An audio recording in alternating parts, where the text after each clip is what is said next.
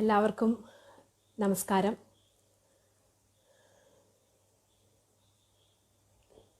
ഇന്ന് ഗുരുപൂർണിമയുടെ ഒരു പ്രത്യേക പരിപാടിയായിട്ടാണ് നാം മുമുക്ഷുവിൻ്റെ ഈ പേജിൽ ഒരുമിച്ച് കൂടിയിരിക്കുന്നത്.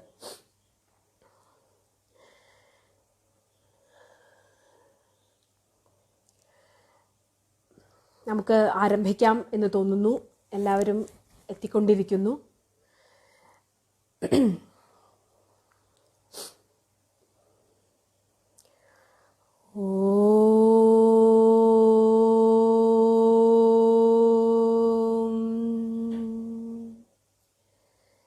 സദാശിവസമാരംഭാം ശങ്കരാചാര്യമധ്യമാം അസ്മദാചാര്യപര്യന്താം വന്ദേ ഗുരുപരമ്പരാം.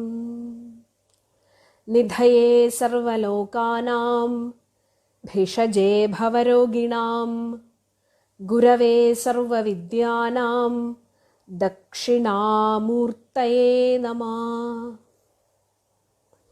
എല്ലാവർക്കും നമസ്കാരം. ലോകത്തിൻ്റെ എല്ലാ ഭാഗങ്ങളിലും ഇരുന്നു കൊണ്ട് മുമുക്ഷുവിൻ്റെ ഈ സന്ധ്യാ നേരത്തെ സത്സംഗത്തിൽ പങ്കെടുത്തുകൊണ്ടിരിക്കുന്ന എല്ലാ സജ്ജനങ്ങൾക്കും ജിജ്ഞാസുക്കളായ പഠിതാക്കൾക്കും ആചാര്യന്മാർക്കും ഒക്കെ വിനയപൂർവം പ്രണാമങ്ങൾ. ഇന്ന് ഭാരതീയ സംസ്കാരത്തെ സംബന്ധിച്ചിടത്തോളം ഗുരു പരമ്പരയിൽ അധിഷ്ഠിതമായ നമ്മുടെ സംസ്കാരത്തിൽ വിശ്വസിക്കുന്നവർക്കെല്ലാം ഏറ്റവും സാധനാധന്യമായ ഒരു ദിവസമാണ്. അങ്ങനെ ഒരു ദിവസത്തിൻ്റെ സന്ധ്യയിലാണ് നമ്മളും എത്തി നിൽക്കുന്നത്. എല്ലാ ദിവസവും നമുക്ക് പ്രധാനമുള്ളത് തന്നെയാണ്. ഓരോ ദിവസവും സൂര്യോദയം മുതൽ സൂര്യാസ്തമനം വരെയുള്ള ദിവസങ്ങൾ നാം ഏറെ പ്രാധാന്യത്തോടെ തന്നെയാണ് ജീവിക്കുന്നതും അറിയുന്നതും അനുഭവിക്കുന്നതും ഒക്കെ. പക്ഷേ ചില പ്രത്യേകതയുള്ള ദിവസങ്ങൾ, ചില പ്രാധാന്യമുള്ള ദിവസങ്ങൾ, ചില ആചാരങ്ങളോട് അനുഷ്ഠാനങ്ങളോട് ഒക്കെ നമ്മെ ബന്ധിപ്പിക്കുന്ന ദിവസങ്ങൾ, ചില ആചരണങ്ങളുടെ ഭാഗമാകുന്ന ദിവസങ്ങൾ, ഇതൊക്കെ നമുക്ക് പ്രത്യേകതയുണ്ടാകാൻ കാരണം അത് ദൈനംദിനം നമ്മുടെ ജീവിതത്തിൻ്റെ ഒരു ഗതിയിൽ, ഒരു സ്വാഭാവികമായ ഗതിവേഗത്തിൽ നമ്മൾ പോയിക്കൊണ്ടിരിക്കുകയായിരിക്കും. ഈ സ്വാഭാവികമായ ഗതിവേഗങ്ങളിൽ ചിലപ്പോൾ മറന്നുപോയേക്കാവുന്ന, ഓർത്തെടുക്കേണ്ട, അല്ലെങ്കിൽ ഒന്ന് തിരിഞ്ഞു നിന്ന് ആലോചിച്ചെടുക്കേണ്ട, ജീവിതത്തെക്കുറിച്ച് മനസ്സിലാക്കേണ്ട ചില ആശയങ്ങളെ നമ്മോട് സംസാരിക്കുന്നു, നമ്മെ കൂടുതൽ അവബോധമുള്ളവരാക്കുന്നു എന്നതുകൊണ്ടാണ് നമുക്ക് വ്രതങ്ങളും നമ്മുടെ ഇതുപോലുള്ള ദിനാചരണങ്ങളും ഒക്കെ നമ്മുടെ സംസ്കാരത്തിൻ്റെ ഭാഗമായി വന്നത്. അങ്ങനെയുള്ള നമ്മുടെ സംസ്കാരത്തിൻ്റെ, നമ്മെ കൂടുതൽ നമ്മുടെ പാരമ്പര്യത്തോടും നമ്മുടെ സംസ്കാരത്തോടും സാധനയോടും അനുഷ്ഠാനങ്ങളോടും ഒക്കെ ബന്ധിപ്പിക്കുന്ന ദിവസങ്ങളിൽ ഏറ്റവും പ്രാധാന്യമുള്ള ഒരു ദിവസമാണ് ഗുരുപൂർണിമ. ആഷാഢമാസത്തിലെ പൗർണമി ദിവസം നാം കാലാകാലങ്ങളായി ഭാരതത്തിൽ നമ്മുടെയൊക്കെ പൈതൃകം അനുസരിച്ച് നമ്മുടെ ആചാര്യന്മാരൊക്കെ ഗുരുപൂർണിമയായി ആചരിച്ചു വരുന്നത് നമുക്കറിയാം. ഞങ്ങളുടെയൊക്കെ കുട്ടിക്കാലം മുതൽ തന്നെ, പ്രത്യേകിച്ചും നമ്മളൊക്കെ ഒരു ഗുരു പാരമ്പര്യത്തിൽ വിശ്വസിക്കുന്ന വ്യക്തികളായതുകൊണ്ട്, അല്ലെങ്കിൽ അങ്ങനെ ഒരു ആചാരത്തിൻ്റെ അനുഷ്ഠാനത്തിൻ്റെ ഒക്കെ ഭാഗമായി ജീവിക്കുന്നവരായതുകൊണ്ട് ഗുരുപൂർണിമയാണ് ഏറ്റവും വലിയ പ്രാധാന്യത്തോടു കൂടിയിട്ട് നമ്മുടെ സംസ്കാരത്തിൽ ആചരിച്ചു വരാറുള്ളതായി അനുഭവപ്പെട്ടിട്ടുള്ളത്. ഗുരുപൂർണിമ ദിവസം പലതുകൊണ്ടും ഒരു സാധകന് ഏറെ പ്രാധാന്യമുള്ള ദിവസമാണ്. കുട്ടിക്കാലത്തൊക്കെ ഗുരുപൂർണിമ ഗുരുക്കന്മാരുടെ ആശ്രമങ്ങളിലും ഒക്കെ പോയി ആചരിച്ചിരുന്നുവെങ്കിൽ, കൂടുതൽ ഒരു വളർന്നു തുടങ്ങിയപ്പോൾ എപ്പോഴും ഗുരുപൂർണിമ ദിവസം ഒരു ധ്യാനത്തിൻ്റെ ദിവസമായി, മനനത്തിൻ്റെയും മൗനത്തിൻ്റെയും ഏകാന്തമായ ചില സാധനയുടെയും ദിവസമായി ആചരിക്കാനാണ് ഞാൻ കൂടുതൽ ഇഷ്ടപ്പെടാറുള്ളത്. ഭാരതീയ സംസ്കാരത്തിൻ്റെ ഈടുവയ്പ്പുകൾ ആയ മഹത് ഗ്രന്ഥങ്ങൾ എല്ലാം തന്നെ നമ്മൾ പറയും വ്യാസോച്ഛിഷ്ടം ജഗത് സർവം എന്ന് പറയും. വേദവ്യാസ ഭഗവാനെ മാറ്റി നിർത്തിയാൽ, അല്ലെങ്കിൽ വേദവ്യാസ ഭഗവാൻ ഇല്ലെങ്കിൽ ഭാരതത്തിന്റെ സംസ്കാരത്തെ നമുക്ക് കൃത്യമായി നിർവചിക്കാൻ ശൂന്യമാകുകയാവും പലപ്പോഴും ഉണ്ടാവുക. എന്ന് വെച്ചാൽ നമ്മുടെ സംസ്കാരത്തിന്റെ ഈടുവയ്പ്പുകളായ എല്ലാ ചിന്തകളും അത് ഗ്രന്ഥരൂപത്തിൽ അല്ലെങ്കിൽ ആ സംസ്കാരത്തെ സമാഹരിച്ചുകൊണ്ട് നമുക്ക് തന്ന ഋഷിവര്യന്മാരിൽ ഏറ്റവും സമാദരണീയമായ വ്യക്തിത്വമാണ് വേദവ്യാസ ഭഗവാന്റേത്. വ്യാസോച്ഛിഷ്ടം ജഗത് സർവം എന്ന ആശയം അതുതന്നെയാണ്.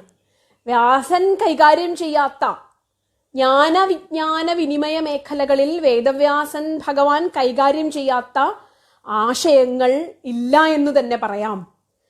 എന്ന് വെച്ച് നാം ഇന്നത്തെ കാലത്ത് നിന്നുകൊണ്ട് ചിന്തിക്കുമ്പോൾ, ആധുനിക കാലത്തെ ശാസ്ത്രത്തിന്റെയും സാങ്കേതിക വിദ്യയുടെയും കാലത്ത് നിന്നുകൊണ്ട് ചിന്തിക്കുമ്പോൾ, ഓരോ നമ്മൾ നിസ്സാരങ്ങളായ ഓരോ വസ്തുക്കളെയും എടുത്തുകൊണ്ട് ഇത് വേദവ്യാസൻ പറഞ്ഞിട്ടുണ്ടോ, ഇത് വേദവ്യാസൻ പറഞ്ഞിട്ടുണ്ടോ എന്ന് ശാസ്ത്രത്തിന്റെയും സാങ്കേതികതയുടെയും ഒക്കെ പുരോഗതിയുടെ ഇന്നത്തെ കാലത്ത് നിന്നുകൊണ്ട് ഈ ചോദ്യം ചോദിക്കുന്നത് എത്രമാത്രം പ്രസക്തമാണ് എന്ന് ആലോചിച്ചു നോക്കൂ. ഇവിടെ വേദവ്യാസൻ പറയപ്പെടാത്തത് നമ്മുടെ സംസ്കാരത്തിൽ ഒന്നുമില്ല എന്ന് പറയാൻ കാരണം, ധർമാർത്ഥ കാമ മോക്ഷങ്ങളെ സംബന്ധിച്ച്, ജീവിതത്തെ സംബന്ധിച്ച്, ഒരു വ്യക്തിയുടെ സമഗ്രമായ ചിന്താ പദ്ധതികളെ സംബന്ധിക്കുന്ന ചിന്തയുടെ ആശയങ്ങൾ വേദവ്യാസ ഭഗവാൻ സ്പർശിക്കാത്തത് മറ്റൊരിടത്തും നമുക്ക് കാണാൻ സാധിക്കില്ല. മഹാഭാരതത്തിലെ യതിഹാസ്തി തദന്യത്ര എന്നേഹാസ്തി നതത്ക്വചിത് എന്ന ആശയവും ഇതുതന്നെയാണ് സൂചിപ്പിക്കുന്നത്. അതിന് ചെറിയ ചോദ്യങ്ങൾ ചോദിച്ചുകൊണ്ട് ഇത് മഹാഭാരതത്തിലുണ്ടോ എന്ന ഒരു കുയുക്തിയല്ല അവിടെ പ്രയോഗിക്കേണ്ടത്. മറിച്ച് ധർമാർത്ഥ കാമമോക്ഷങ്ങളെ സംബന്ധിച്ച് നിങ്ങൾക്ക് ജീവിതത്തിൽ അറിയേണ്ടതെല്ലാം, ധർമാർത്ഥ കാമമോക്ഷങ്ങളെ സംബന്ധിച്ച് ഒരു വ്യക്തി ജീവിതത്തിൽ ഇടപെടുന്ന സമസ്ത മേഖലകളെയും സ്പർശിച്ചുകൊണ്ട് അന്നത്തെ കാലത്ത് ഭാരതത്തിന്റെ ജ്ഞാന വിജ്ഞാന വിനിമയ മേഖലകളിൽ എന്തൊക്കെയായിരുന്നോ ചിന്തയുടെ ഭാഗമായി ഉണ്ടായിരുന്നത്, അതിനെയൊക്കെ വേദങ്ങൾ എന്ന അറിവിന്റെ വ്യത്യസ്തമായ ഭാരതത്തിന്റെ സഞ്ചാര വഴികളെ അതിനെ ശേഖരിച്ചുകൊണ്ട് അതിനെ വിഷയക്രമത്തിൽ, വേദവ്യാസ ഭഗവാന് മുൻപും വേദങ്ങൾ ഉണ്ടായിരുന്നു. അപ്പോ വേദങ്ങൾ അറിവിന്റെ ഒരു നൈരന്തര്യമാണ്. ഭാരതത്തിന്റെ ഋഷി പരമ്പരയുടെ ചിന്തയുടെ ഒരു നൈരന്തര്യമാണ് നാം വേദങ്ങളിൽ കാണുന്നത്. ഈ ചിന്തയുടെ തുടർച്ചയെ വിഷയക്രമത്തിൽ ആശയക്രമത്തിൽ വ്യസിച്ചതുകൊണ്ട് അതിനെ പകുത്ത് ഋക് യജു സാമ അഥർവ വേദങ്ങളിലായി ഈ അറിവിന്റെ വ്യത്യസ്ത മേഖലകളെ സൂചിപ്പിക്കുന്ന ആശയങ്ങളെ സമാഹരിക്കുകയും അതിനെ കൃത്യമായി നിയതമായ ഒരു രൂപത്തിൽ അവതരിപ്പിക്കുകയും ചെയ്തതുകൊണ്ടാണ് വേദവ്യാസ ഭഗവാൻ, വ്യാസന്മാർ നമ്മുടെ സംസ്കാരത്തിൽ പല വ്യാസന്മാരെയും നമുക്ക് ഒരുപക്ഷെ തിരിച്ചറിയാനായേക്കാം. അതുകൊണ്ട് തന്നെയാണ് നാം പുരാണ കർത്താക്കന്മാരെയൊക്കെ വ്യാസൻ എന്ന് പറയുന്നത്. വേദവ്യാസ ഭഗവാന്റെ മൂല ആശയത്തിൽ നിന്നും, അടിസ്ഥാന ആശയത്തിൽ നിന്നും ആശയപരമായി ചിന്തകൾ സ്വീകരിച്ചുകൊണ്ട് സ്വതന്ത്രമായി വികസിച്ച പുരാണകർത്താക്കന്മാരെയും നാം പുരാണ രചന വ്യാസനാണ് നിർവഹിച്ചത് എന്ന് പറയുന്നത് ഈ അർത്ഥത്തിലാണ്. അപ്പോ വേദവ്യാസൻ എന്ന കൃഷ്ണദ്വൈപായന, വേദങ്ങൾ പകുത്ത, വേദങ്ങൾ വ്യസിച്ച കൃഷ്ണദ്വൈപായന വ്യാസഭഗവാന്റെ ജന്മദിനമായി നാം കണക്കാക്കി വരുന്നത്, നമ്മുടെ സംസ്കാരത്തിൽ കണക്കാക്കി വരുന്നത് ഈ ആഷാഢ പൗർണമി ദിവസമായ ഇന്നാണ്. വേദവ്യാസ ഭഗവാൻ ഗുരുപരമ്പരയുടെ മുഴുവനും പരമാചാര്യനായതുകൊണ്ടാണ് ഈ ദിവസം ഭാരതത്തിൽ അനാദികാലം മുതലേ ഗുരുപരമ്പരയെ സ്മരിക്കുന്ന ദിവസമായി കണക്കാക്കി വരുന്നത്. നമുക്കറിയാം, വേദവ്യാസന്റെ ഉൽപ്പത്തി കഥ, വ്യാസോൽപ്പത്തി കഥ, വേദവ്യാസ ഭഗവാൻ താൻ തന്നെ കഥാപാത്രമായിക്കൊണ്ട്, താൻ തന്നെ തൻ്റെ കഥ, തൻ്റെ വംശപരമ്പരയുടെ കഥയാണ് വാസ്തവത്തിൽ മഹാഭാരതം. അങ്ങനെ താൻ തന്നെ കഥാപാത്രമായിക്കൊണ്ട് വേദവ്യാസ ഭഗവാൻ ഈ പരമ്പരയുടെ കഥ, തൻ്റെ ഉൽപ്പത്തി കഥ മഹാഭാരതത്തിൽ അവതരിപ്പിക്കുന്നുണ്ട്. മഹാഭാരതത്തിലെ വ്യാസോത്പത്തി നമുക്കൊക്കെ അറിയാവുന്നതാണ്. ഉപരിചരവസു എന്ന രാജാവിന് അദ്രിക എന്ന ഒരു അപ്സരസിൽ അവർ ഒരു മുനിയുടെ ശാപം നിമിത്തം ഒരു മത്സ്യരൂപത്തിൽ യമുനാ നദിയിൽ ജീവിക്കുകയായിരുന്ന അദ്രികയ്ക്ക് ഉപരിചരവസു എന്ന രാജാവിൽ ഉണ്ടായ ഒരു പെൺകുട്ടിയാണ്. അതിനെ ദാശരാജാവ് എടുത്തു വളർത്തുകയും സത്യവതി എന്ന പെൺകുട്ടിയായി അവൾ വളർന്നു വരികയും ദാശന്റെ പുത്രിയായ സത്യവതിയായി വളർന്നു വരികയും അച്ഛനെ ജോലിയിൽ സഹായിച്ചുകൊണ്ടിരുന്ന സത്യവതി ഒരു കടത്തുന്ന ജോലിയിൽ ഏർപ്പെട്ടുകൊണ്ടിരിക്കുമ്പോൾ മഹാജ്ഞാനിയായ തേജസ്വിയായ ആത്മജ്ഞാനിയായ പരാശര മഹർഷിയുടെ അനുഗ്രഹം കൊണ്ട് പരാശര മഹർഷിയിൽ സത്യവതിക്ക് ഒരു ദ്വീപിൽ വച്ചുണ്ടായ പുത്രനാണ് കൃഷ്ണൻ എന്ന് നാമകരണം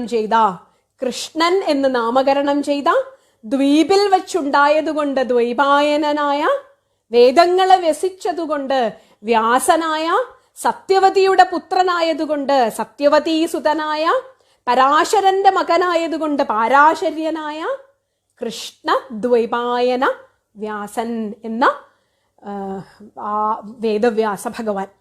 ഈ ദിവസമാണ് സത്യവതി എന്ന മഹാഭാരതത്തിലെ വംശാംഗങ്ങളുടെ മുഴുവൻ മാതാവായ സത്യവതിക്ക് പരാശര മഹർഷിയിലുണ്ടായ പുത്രനാണ് വേദവ്യാസ ഭഗവാൻ എന്ന് നാം വ്യാസോത്പത്തി തന്നെ മഹാഭാരതത്തിൽ തൻ്റെ ഉത്പത്തി കഥ തന്നെ വേദവ്യാസ ഭഗവാൻ സൂചിപ്പിച്ചിട്ടുണ്ട്. നാം ഇവിടെ മനസ്സിലാക്കേണ്ടത് കൃഷ്ണൻ കറുത്തവനായതുകൊണ്ടാണ്. കറുത്ത നിറത്തോടു കൂടിയ വ്യാസന്റെ സ്വരൂപത്തെ അദ്ദേഹം തന്നെ പലയിടത്ത് മഹാഭാരതത്തിൽ വർണ്ണിക്കുന്നുണ്ട്. നമുക്ക് ആദ്യമായി അത് മനസ്സിലാകുന്നത് അംബികയും അംബാലികയ്ക്കും ഭയം തോന്നിയ രൂപമായിരുന്നു വ്യാസന്റേത് എന്ന് അദ്ദേഹം തന്നെയാണ് പറയുന്നത്.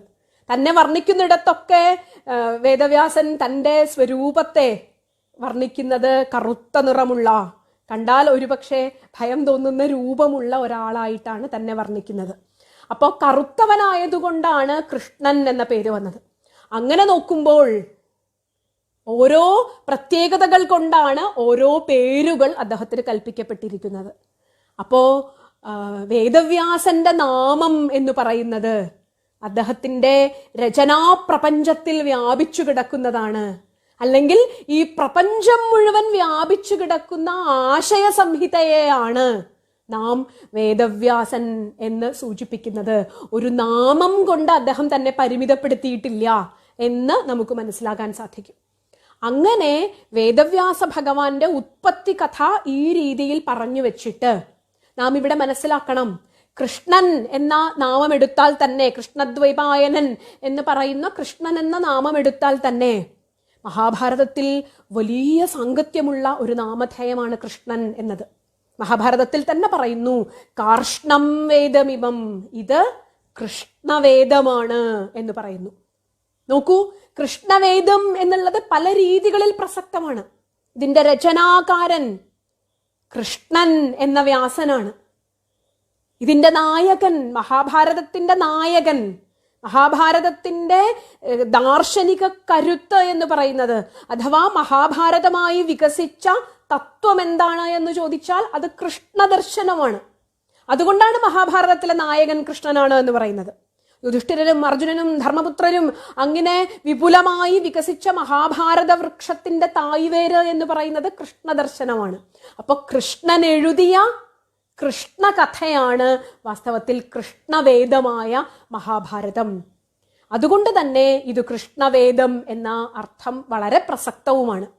മഹാഭാരതത്തിൽ നാം വേദവ്യാസ ഭഗവാനെ പലയിടത്തും വ്യാസനായി കണ്ടുമുട്ടുന്നു എങ്കിൽ മഹാഭാരതത്തിലെ എല്ലാ കഥാപാത്രങ്ങളും, ചരിത്രത്തോട് ബന്ധമുള്ള കഥാപാത്രങ്ങൾ വ്യാസ സൃഷ്ടികളുമാണ്. ഇതിഹാസം പൂർണ്ണമായും ചരിത്രമല്ല, ഇതിഹാസം കഥ കൂടിയാണ്. ചരിത്രത്തോടൊപ്പം കഥയും കൂടെ കൂടി എഴുതുന്ന ഒരു രചനാ സമ്പ്രദായമാണ് ഇതിഹാസത്തിൻ്റെത്. അപ്പോ വേദവ്യാസ ഭഗവാൻ തൻ്റെ ആത്മാംശം എടുത്തുകൊണ്ട് സൃഷ്ടിച്ച കഥാപാത്രമാണ് വാസ്തവത്തിൽ കൃഷ്ണൻ എന്ന മഹാഭാരത നായക കഥാപാത്രം. അങ്ങനെ വേദവ്യാസന്റെ ഹൃദയമാണ് മഹാഭാരതമായി പരിണമിച്ചത്. വ്യാസസങ്കല്പമാണ് മഹാഭാരതമായി പരിണമിച്ചത്. അപ്പോൾ ഭാരതത്തിന് നമ്മുടെ സംസ്കാരത്തിന്റെ ആധാരശിലയായ ഇതിഹാസം എന്നാൽ അത് വ്യാസഹൃദയമാണ്, വ്യാസദർശനമാണ്. ഇതാണ് വേദവ്യാസ ഭഗവാന്റെ ഉത്പത്തിയെക്കുറിച്ച് അദ്ദേഹം മഹാഭാരതത്തിൽ തന്നെ പ്രതിപാദിച്ചിട്ടുള്ളത്. കൂടാതെ ബ്രഹ്മസൂത്രം എന്ന വേദാന്ത ദർശനത്തിന്റെ അടിസ്ഥാന ഗ്രന്ഥമായ ബ്രഹ്മസൂത്രം എന്ന ഭാരതത്തിന്റെ എല്ലാ ദർശനങ്ങളും എടുത്തു നോക്കിയാൽ, സാഖ്യമോ യോഗമോ ന്യായദർശനമോ വൈശേഷിക ദർശനമോ പൂർവമീമാംസാ ദർശനമോ ഉത്തരമീമാംസാ ദർശനമോ, ഭാരതത്തിന്റെ ദർശന പരമ്പരയൊക്കെ നമ്മൾ എടുത്തു നോക്കിയാൽ അതിൻ്റെയൊക്കെ അടിസ്ഥാനപരമായ രചനകളിൽ ഏറ്റവും പ്രധാനപ്പെട്ടത് ഇപ്പോ ഉപനിഷത്തുകളാണ് വേദാന്ത ദർശനത്തിന്റെ വേദാന്തോ നാമ ഉപനിഷത് പ്രമാണം എന്ന് പറയും ആചാര്യന്മാര്. വേദാന്തത്തിന്റെ അടിസ്ഥാന പ്രമാണം ഉപനിഷത്തുകളാണ്. ഉപനിഷത്തുകളെ സൂത്രരൂപത്തിൽ നമുക്ക് ഓർത്തിരിക്കാൻ എളുപ്പമുള്ള രീതിയിൽ ഉപനിഷത് ദർശനത്തെ സൂത്രരൂപത്തിൽ അല്പാക്ഷരങ്ങളായി നമുക്ക് ഓർമ്മയിൽ സൂക്ഷിക്കാൻ എളുപ്പമുള്ള രീതിയിൽ ഉപനിഷത്തിന്റെ ദർശനത്തെ തന്നെ സൂത്രരൂപത്തിൽ സമാഹരിച്ചിരിക്കുന്നതാണ് ബ്രഹ്മസൂത്രങ്ങൾ. വേദാന്തത്തിൽ വേദാന്തത്തിൻ്റെത് ഉപനിഷത് ദർശനത്തെ സമാഹരിച്ച ബ്രഹ്മസൂത്രമാണെങ്കിൽ, ന്യായസൂത്രങ്ങളായും വൈശേഷിക സൂത്രങ്ങളെന്നും പൂർവമീമാംസാ സൂത്രങ്ങളെന്നും സാഖ്യസൂത്രങ്ങളെന്നും ഇങ്ങനെ എല്ലാ ദർശനത്തിലും അവരുടേതായ സൂത്ര പരമ്പര ഭാരതത്തിലുണ്ടായിരുന്നു. അങ്ങനെ വേദാന്ത ദർശനത്തിന്റെ സൂത്രകാരനാണ് ബ്രഹ്മസൂത്രം എന്ന വേദാന്ത ദർശനത്തിന്റെ സൂത്രം രചിച്ചത്, അത് സമാഹരിച്ചത് വേദവ്യാസ ഭഗവാനാണ് എന്ന് പറയുന്നു. പിന്നെ പുരാണങ്ങളിലേക്ക് വ്യാപിച്ചു കിടക്കുന്ന ആശയങ്ങളുടെ മുഴുവൻ സമാഹാരം നമുക്ക് വേദവ്യാസന്റെ മഹാഭാരതത്തിൽ നിന്നും നമുക്ക് മനസ്സിലാക്കാം എന്നുള്ളത് കൊണ്ടാണ് പുരാണ കർത്തൃത്വവും ആശയപരമായി വേദവ്യാസ ഭഗവാനോട് കടപ്പെട്ടിരിക്കുന്നത്. അപ്പോൾ എല്ലാ പുരാണങ്ങളും പല കാലങ്ങളിൽ ഉണ്ടായിട്ടുള്ളതാണ്, പല പുരാണങ്ങളും പല കാലങ്ങളിൽ ഉണ്ടായിട്ടുള്ളതാണ്. അപ്പൊ ഈ പുരാണങ്ങളൊക്കെ വേദവ്യാസ കർത്തൃത്വം പറയാൻ കാരണം ഈ വ്യാസ പരമ്പരയോടാണ് ഈ പുരാണങ്ങൾ ആശയപരമായി കടപ്പെട്ടിരിക്കുന്നത് എന്നതുകൊണ്ടാണ്. അങ്ങനെ ബ്രഹ്മസൂത്രത്തിന്റെ രചയിതാവായ, മഹാഭാരതത്തിന്റെ രചയിതാവായ, ഭാരതീയ സംസ്കാരത്തെ രൂപപ്പെടുത്തിയ ആശയ സംഹിതകളുടെ വേദങ്ങളുടെ കൃത്യമായി ആശയപരമായി വിഭജിച്ച വേദവ്യാസ ഭഗവാന്റെ ജന്മദിനം നാം വ്യാസപൂർണിമയായി, ഗുരുപൂർണിമയായി ആചരിക്കുന്നു. ഗുരുപരമ്പരയോട് മുഴുവനുള്ള നമ്മുടെ കടപ്പാട് നമ്മുടെ ശാസ്ത്രത്തിൽ, നമ്മുടെ സംസ്കാരത്തിൽ ഒരു മനുഷ്യജീവിതത്തെ എങ്ങനെ സാർത്ഥകമാക്കി തീർക്കാം, ഒരു ജീവനെ എങ്ങനെ അവന്റെ ജീവിതം സാർത്ഥകമായി അനുഭവിച്ച് പൂർത്തിയാക്കാം എന്ന് പഠിപ്പിക്കുന്ന ജീവിത ദർശനമാണ് ഋഷിമാർ നമുക്ക് വേണ്ടി പകർന്നു തന്നത്. ഭാരതത്തിന്റെ ഈ ഋഷി പരമ്പര നമുക്ക് നൽകിയ ജ്ഞാനം മുഴുവനും ജീവിതത്തെ സാർത്ഥകമാക്കുന്നതിനുള്ള, ജീവിതത്തെ അർത്ഥപൂർണമാക്കുന്നതിനുള്ള ചില മാർഗനിർദ്ദേശങ്ങളും ഉപായങ്ങളുമായിരുന്നു. ജീവിതത്തിന്റെ പരമമായ ലക്ഷ്യത്തെക്കുറിച്ച് നമുക്ക് അവബോധമുണ്ടാക്കുന്നതിനുള്ള മാർഗനിർദ്ദേശങ്ങളായ കൃതികളാണ് നമ്മുടെ ദർശനങ്ങളിലൂടെ മുഴുവൻ തന്നത്. അതുകൊണ്ട് തന്നെ ഇത് ജീവിതത്തിൽ പഠിക്കുകയും മനസ്സിലാക്കുകയും അനുഷ്ഠിക്കുകയും ചെയ്യുക എന്നത് ജീവിതം സുഗമമാക്കാൻ, ജീവിതം സാർത്ഥകമാക്കാൻ ഒരാൾക്ക് അത്യന്താപേക്ഷിതമാണ്. അതുകൊണ്ട് ഈ ഗുരുപരമ്പരയോടുള്ള നമ്മുടെ ഏറ്റവും വലിയ കടപ്പാട് ഋഷി ഋണം എന്ന് പറയും. ഒരു ഗൃഹസ്ഥൻ നിർവഹിക്കേണ്ട പഞ്ചമഹായജ്ഞങ്ങളിൽ, ദേവയജ്ഞം എന്ന് തുടങ്ങുന്ന പഞ്ചമഹായജ്ഞങ്ങളിൽ ഋഷിയജ്ഞം എന്ന് നമ്മൾ പറയുന്നത് ഈ ഋഷി പരമ്പരയോട് നാം ആശയപരമായി കടപ്പെട്ടിരിക്കുന്നുവെന്നും ഈ നാടിന്റെ ദർശനത്തിന്റെ അടിത്തറ പാകിയ ഋഷി പരമ്പരയോട്, ജീവിതത്തിന്റെ ഉദാത്തമായ സത്യത്തെക്കുറിച്ച് കണ്ട് നമുക്ക് പറഞ്ഞു തന്ന ഒരു വലിയ പാരമ്പര്യത്തോട് നമുക്കുള്ള കടപ്പാട് രേഖപ്പെടുത്തുന്നത് നാം അതിനെ അറിഞ്ഞ് ആചരിച്ചു കൊണ്ടാവണം. അതുകൊണ്ട് തന്നെ ഗുരുപൂർണിമയിൽ ഒരു സാധകൻ നിർവഹിക്കുന്നത്, നമുക്ക് പല ദിനാചരണങ്ങളും നമ്മുടെ സംസ്കാരത്തിന്റെ ഭാഗമായിട്ടുണ്ട്. പക്ഷേ ഗുരുപൂർണിമ ഒരു സാധകന്റെ ദിനമാണ് എന്ന് പറയാൻ കാരണം, ഗുരുപൂർണിമയിൽ ഒരു സാധകൻ നിർവഹിക്കുന്നത് ഈ ഗുരുപരമ്പരയോട് മുഴുവനുള്ള ആദരവ് പ്രകടിപ്പിക്കലാണ്. വേദവ്യാസ ഭഗവാനിലൂടെ പകരുന്ന ഈ നമ്മുടെ ഗുരുപരമ്പരയെ കുറിച്ച് സ്മരിക്കുമ്പോൾ നാരായണം പത്മഭുവം വസിഷ്ഠം ശക്തിം ച തത്പുത്രപരാശരം ച, നാരായണനെയും പത്മഭുവനെയും വസിഷ്ഠനെയും, ശക്തി പരാശരന്റെ പിതാവാണ്, തത്പുത്രപരാശരം ച, വ്യാസം ശുകം ഗൗഡപദം മഹാന്തം, പരാശരന്റെ പുത്രൻ വേദവ്യാസൻ, അദ്ദേഹത്തിന്റെ പുത്രൻ ശ്രീശുക ബ്രഹ്മർഷി. ഇനിയോ വ്യാസം ശുകം ഗൗഡപദം മഹാന്തം ഗോവിന്ദയോഗീന്ദ്രമഥാസ്യ ശിഷ്യം, ഗോവിന്ദ ഭഗവത്പാദർ, ഗൗഡപാദരും ഗോവിന്ദ ഭഗവത്പാദരും, ഗോവിന്ദയോഗീന്ദ്രമഥാസ്യ ശിഷ്യം ശ്രീ ശങ്കരാചാര്യം അഥാസ്യ പത്മപാദം ച ഹസ്താമലകം ച ശിഷ്യം തം തോടകം വാർത്തികകാരമന്യാൻ അസ്മദ്ഗുരൂൻ സന്തതമാനതോസ്മി. ഈ ഒരു സമർപ്പണത്തോടു കൂടിയിട്ടാണ് ഗോവിന്ദ ഭഗവത്പാദർ അദ്ദേഹത്തിന്റെ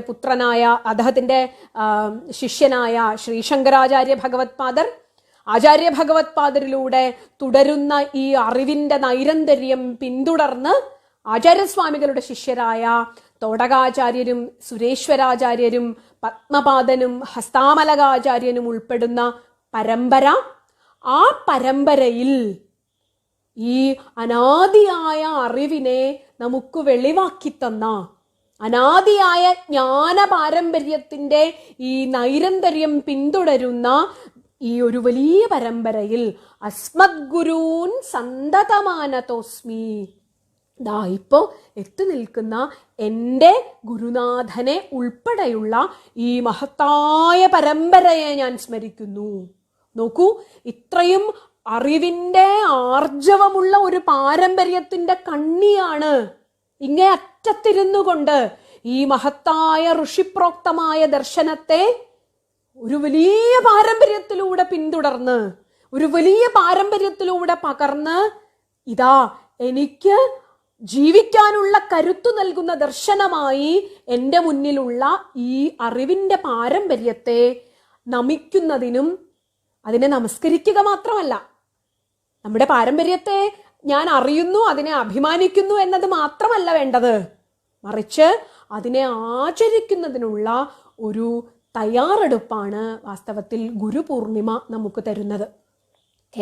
ഭാരതത്തിലെ ഗുരു ശിഷ്യ പാരമ്പര്യത്തിൽ നമ്മുടെ ആശ്രമങ്ങളിലെല്ലാം പലയിടത്തും സന്യാസ ദീക്ഷകൾ നൽകുന്നത് ഗുരുപൂർണിമ ദിവസമാണ്. നമ്മുടെ ആശ്രമങ്ങളിലെല്ലാം ചാതുർമാസ്യ വ്രതാരംഭം കുറിക്കുന്നത് ഗുരുപൂർണിമ ദിവസമാണ്. ഇവിടെ ഇന്ന് തുടങ്ങി ചാതുർമാസ്യം 4 മാസം നീണ്ടു നിൽക്കുന്ന ചാതുർമാസ്യ വ്രതാരംഭം ഇന്ന് ആരംഭിക്കുന്നു. പണ്ട് ഈ ദിവസങ്ങളിൽ ഗുരുവും ശിഷ്യന്മാരും ആശ്രമത്തിൽ ഇരുന്നു കൊണ്ട് സാധനയ്ക്കും ജപത്തിനും ശാസ്ത്രപഠനത്തിനും മനനത്തിനും തപസ്സിനും വേണ്ടി ഉപയോഗിച്ചിരുന്നു. പലയിടത്തും ധർമ്മപ്രചരണത്തിനു വേണ്ടി സഞ്ചരിച്ചു കൊണ്ടിരുന്ന ഗുരുക്കന്മാരും ശിഷ്യന്മാരും ആശ്രമത്തിൽ താമസിച്ചുകൊണ്ട് അവനവനെ സ്വയം സംസ്കരിക്കുന്നതിനുള്ള ദിവസങ്ങളായി ഈ ദിവസങ്ങളെ തിരിച്ചറിഞ്ഞുകൊണ്ട് ചാതുർമാസ്യ വ്രതാരംഭം ഈ ഗുരുപൂർണിമയോടനുബന്ധിച്ച് നടത്തിയിരുന്നു എന്ന് പറയുന്നു.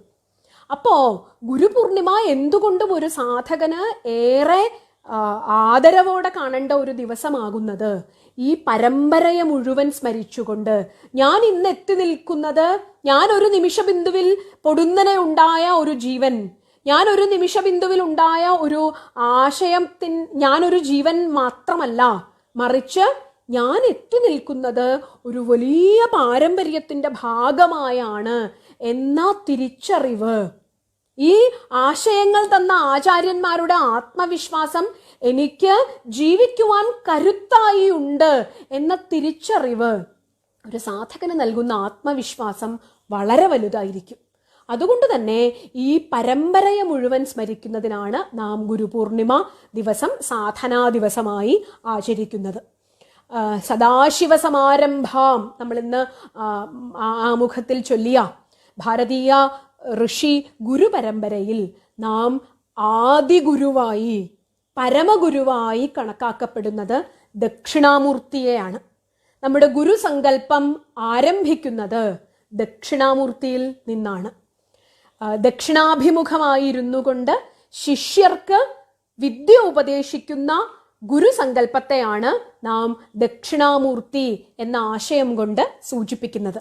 ശിവസങ്കല്പമാണ്, പക്ഷേ ശിവൻ ഗുരുഭാവത്തിൽ ഇരുന്നു കൊണ്ട് വിദ്യ ഉപദേശിക്കുന്ന, അറിവ് ഉപദേശിക്കുന്ന ഭാവത്തെയാണ് നാം ദക്ഷിണാമൂർത്തി എന്ന് പറയുന്നത്. നമ്മളുടെ ഒരു ഗുരുപരമ്പരയിൽ ദക്ഷിണാമൂർത്തിയാണ് ഗുരു പാരമ്പര്യത്തിൻ്റെ മുഴുവനും ആദിമ ഗുരു എന്ന് നാം കണക്കാക്കി വരുന്നു. ഇതൊരു വലിയ ധന്യമായ ഉൾക്കൊള്ളലാണ്. ദക്ഷിണാമൂർത്തി സങ്കല്പം തന്നെ ഭാരതം മുന്നോട്ട് വെച്ച ഗുരു എന്ന ആശയത്തെ എന്താണ് എന്ന് കൃത്യമായി നിർവചിക്കുന്നതാണ്. നാം ഇന്നത്തെ കാലത്ത് ഇരുന്നു കൊണ്ട്, ഈ ആധുനിക കാലത്ത് ഇരുന്നു കൊണ്ട് നാം പലപ്പോഴും നാം പലതരത്തിലുള്ള വിദ്യകൾ പഠിക്കുന്നുണ്ട്. ഇത് ആ ഉപനിഷത്ത് കാലങ്ങളിലും ഉണ്ടായിരുന്നു. പലതരത്തിലുള്ള വിദ്യകൾ, പല ജീവിതത്തിന്റെ വിവിധ മേഖലകളിൽ ജീവിക്കുന്നതിനാവശ്യമായ വിദ്യ, പല രീതിയിലുള്ള പഠനങ്ങൾ നമ്മൾ നടത്തുന്നുണ്ട്. അമ്മ എപ്പോഴും, സദ്ഗുരു മാതാ അമൃതാനന്ദമയി ദേവി, അമ്മ എപ്പോഴും വിദ്യാഭ്യാസത്തെ നിർവചിക്കാറുള്ളത്, സർവകലാശാല വിദ്യാർത്ഥികളോട് വിദ്യാഭ്യാസത്തെക്കുറിച്ച് സംസാരിച്ച ഒരു അഭിമുഖത്തിൽ അമ്മ വിദ്യാഭ്യാസത്തെ നിർവചിച്ചത്, വിദ്യാഭ്യാസം ഒന്ന് ജീവിക്കുവാനുള്ള വിദ്യാഭ്യാസവുമുണ്ട് മക്കളെ, ജീവിതത്തെക്കുറിച്ചുള്ള വിദ്യാഭ്യാസവുമുണ്ട് എന്നമ്മ പറയുകയുണ്ടായി. അതായത് ജീവിക്കുവാൻ വേണ്ട എല്ലാ അറിവും നാം പലയിടത്തുനിന്നായി ആർജിക്കുന്നുണ്ട്. ഇത് മുഴുവനും പല ഗുരുക്കന്മാരും ആചാര്യന്മാരും ഒക്കെ ആയിരിക്കും നമുക്ക് പകർന്നു തരുന്നത്, അല്ലെങ്കിൽ അധ്യാപകനായിരിക്കും നമുക്ക് പകർന്നു തരുന്നത്. പക്ഷേ ഭാരതീയ സംസ്കാരത്തിൽ ഗുരു എന്നത് അധ്യാപകൻ എന്ന് നമ്മൾ ഇന്ന് കാണുന്ന, അല്ലെങ്കിൽ നമ്മെ ഒരു വിഷയം പഠിപ്പിച്ചു തന്ന അധ്യാപകൻ എന്ന് നാം ഇന്ന് കാണുന്ന ആശയത്തോട് കൃത്യമായി ചേർത്തു വയ്ക്കാവുന്നതല്ല. ഗുരു എന്നാൽ ഈ നാം മനസ്സിലാക്കുന്ന അധ്യാപകൻ എന്ന തലത്തിനപ്പുറത്ത് ആരാണോ നമുക്ക് ആത്മജ്ഞാനം പകർന്നു തരുന്നത്, നാം ജീവിക്കുവാനായി നേടുന്ന എല്ലാ അറിവും അറിവ് എന്ന തലത്തിൽ പൂർണ്ണവും ആദരണീയവുമാണ്.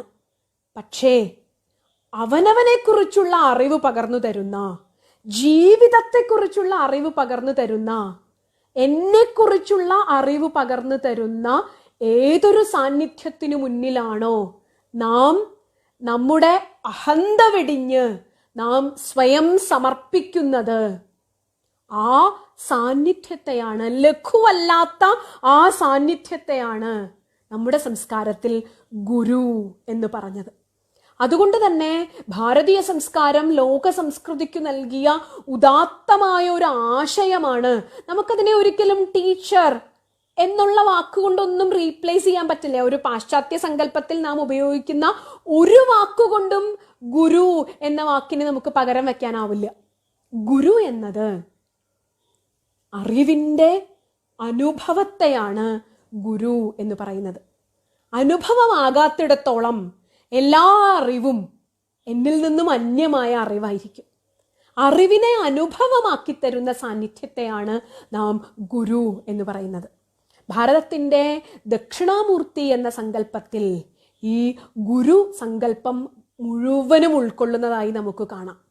മൗനവ്യാഖ്യാ പ്രകടിത പരബ്രഹ്മതത്വം യുവാനം വർഷിഷ്ഠാന്തേ വസതി ഋഷിഗണൈരാവൃതം ബ്രഹ്മനിഷ്ഠൈ ആചാര്യേന്ദ്രം കരകലിത ചിന്മുദ്രമാനന്ദരൂപം സ്വാത്മാരാമം മുദിതവദനം ദക്ഷിണാമൂർത്തിമീഡേ എന്ന് ആചാര്യസ്വാമികൾ ദക്ഷിണാമൂർത്തി ധ്യാന സങ്കല്പത്തെ, എന്താണ് ദക്ഷിണാമൂർത്തി എന്ന സങ്കല്പത്തെ വ്യാഖ്യാനിക്കുന്നുണ്ട്.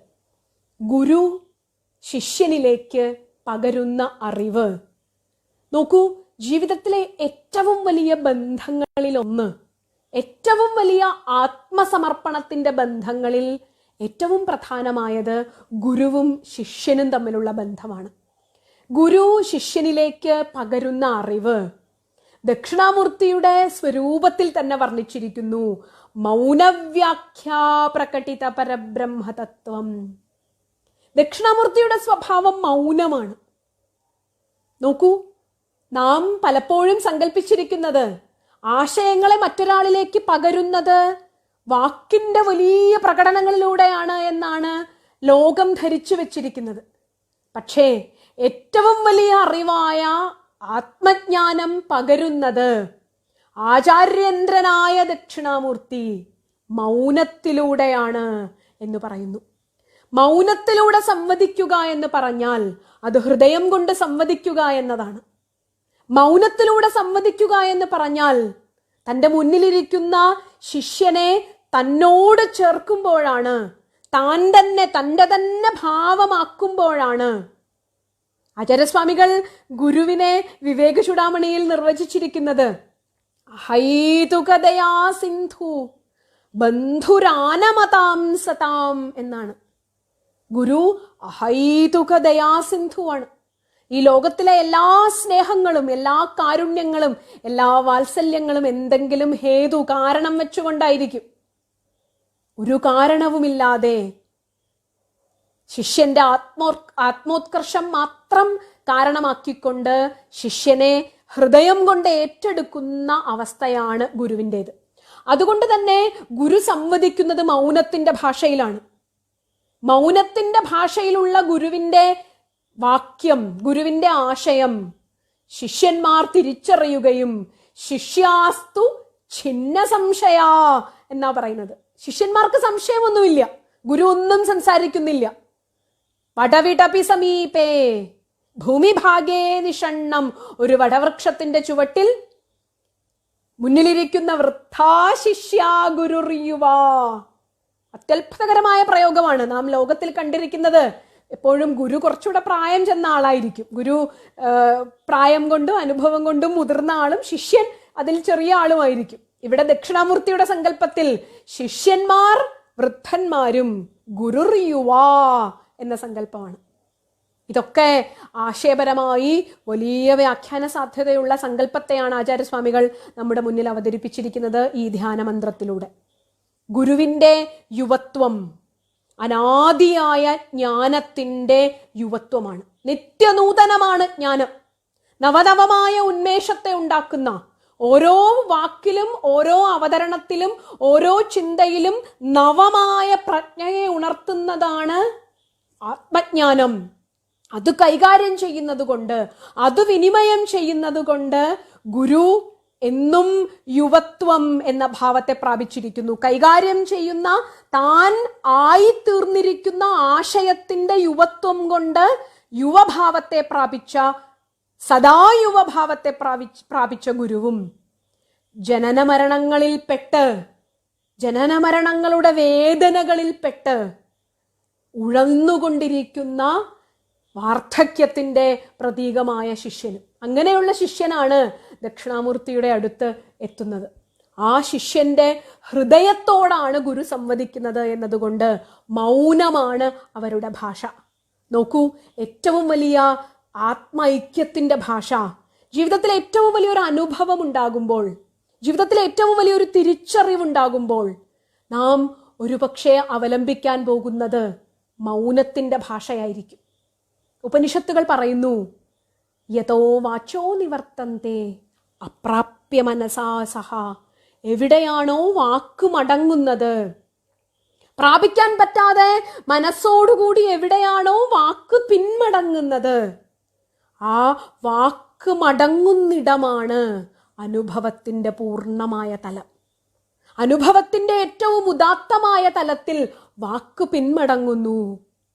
അതുകൊണ്ട് തന്നെ ഏറ്റവും ഉദാത്തമായ അനുഭവമുണ്ടാകുന്ന ഒരു തലത്തിൽ ദക്ഷിണാമൂർത്തി ശിഷ്യനോട് സംസാരിക്കുന്നു.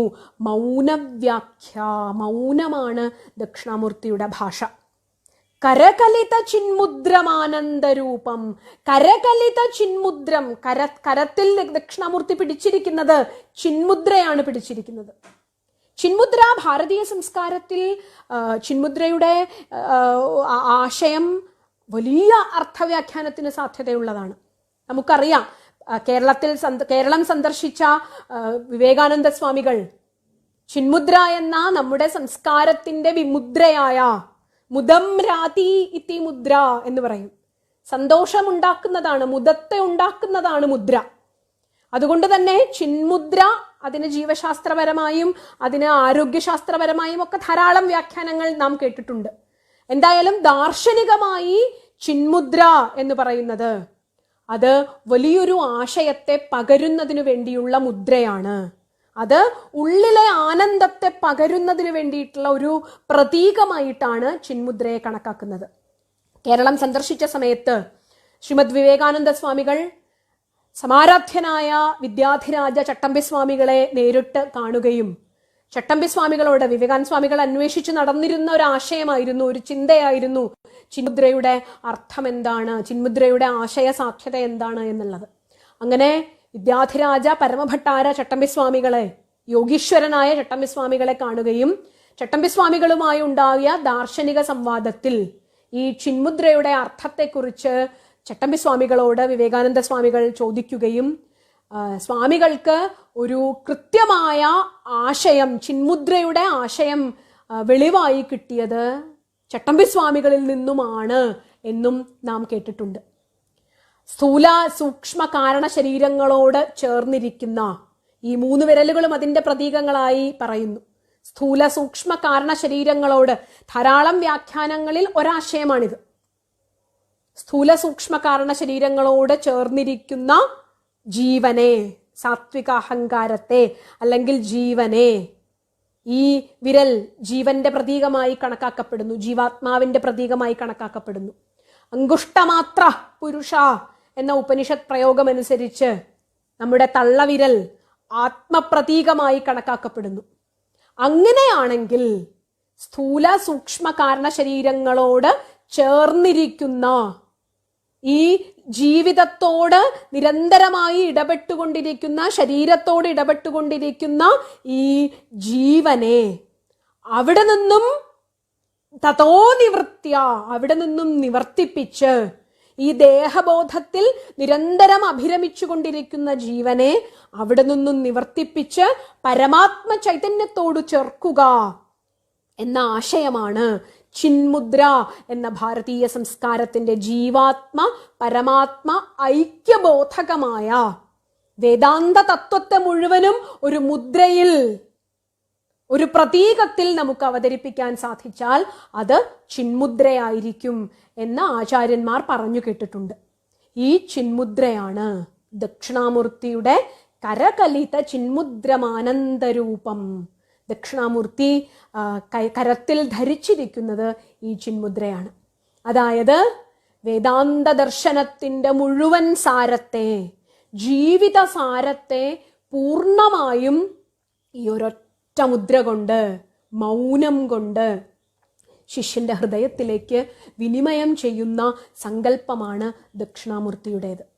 ഈ ദക്ഷിണാമൂർത്തിയിൽ നിന്നാണ് നിധയേ സർവലോകാനാം ഭിഷജേ ഭവരോഗിണാം. ദക്ഷിണാമൂർത്തി വൈദ്യനാണ്.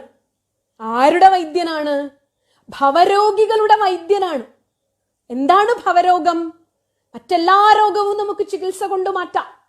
പക്ഷേ ഭവരോഗം മാറ്റാൻ, ഞാൻ ഈ ലോകത്ത് ജീവിച്ചുകൊണ്ട് അനുഭവിക്കുന്ന എല്ലാ ദുഃഖങ്ങളും, അതിന് മാറ്റമുണ്ടാകണമെങ്കിൽ ശരിയായ ഗുരുവിനെ തന്നെ സമീപിക്കേണ്ടിയിരിക്കുന്നു.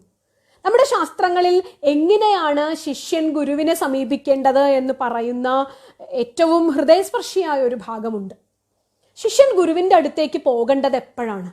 ശിഷ്യൻ എപ്പോഴാണ് ഗുരുവിനെ തിരിച്ചറിയാൻ സാധിക്കുന്നത്? നാം ലോകത്തിൽ ഗുരുക്കന്മാരുടെ ഒരു വലിയ നിര തന്നെ കാണുന്നുണ്ട്. ഇത് ഏതാണ് എൻ്റെ ഗുരു എന്ന് എനിക്ക് എങ്ങനെയാണ് തിരിച്ചറിയാൻ സാധിക്കുന്നത്? ഇതൊക്കെ എപ്പോഴും ഗുരുക്കന്മാരുടെ മുന്നിൽ ശിഷ്യന്മാർ ചോദിക്കുന്ന ചോദ്യങ്ങളാണ്.